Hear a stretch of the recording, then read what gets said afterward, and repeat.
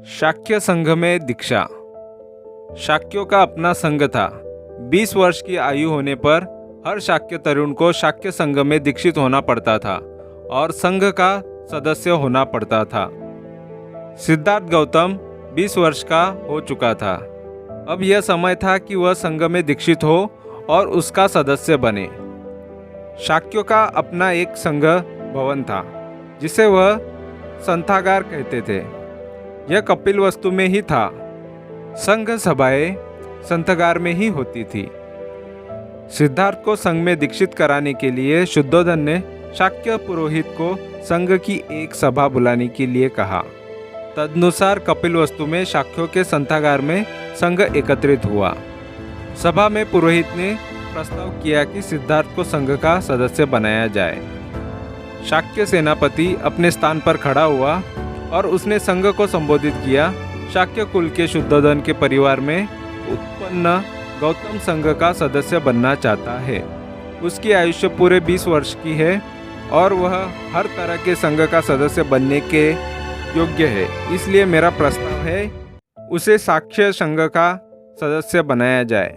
यदि कोई इस प्रस्ताव के विरुद्ध हो तो बोले। किसी प्रस्ताव का विरोध नहीं हुआ।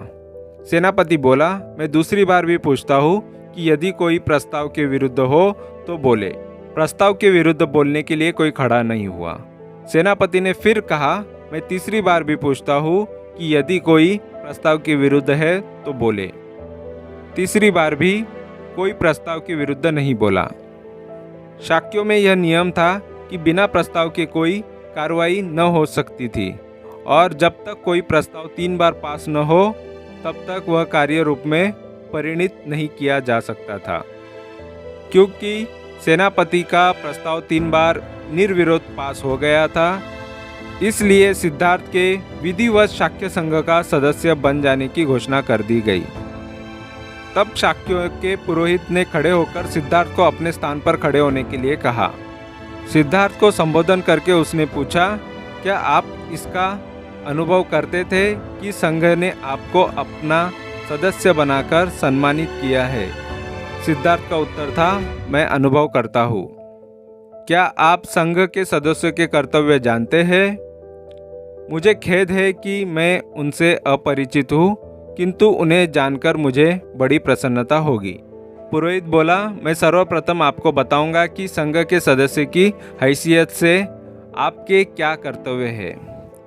उसने उन्हें एक एक करके क्रमशः गिनाया।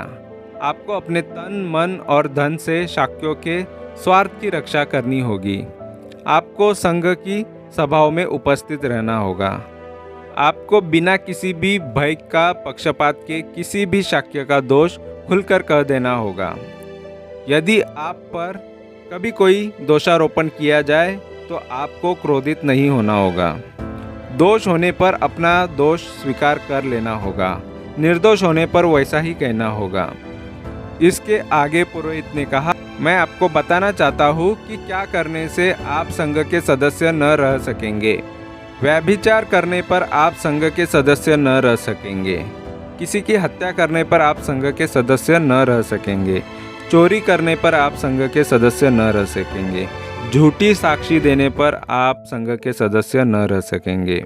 सिद्धार्थ का उत्तर था, मान्यवर, मैं आपका कृतज्ञ हूँ कि आपने मुझे संघ के नियमों से परिचित कराया। मैं आपको विश्वास दिलाता हूँ कि मैं उनका अर्थ और व्यतिरंजन सहित उन्हें पालन करने का प्रयास करूँगा।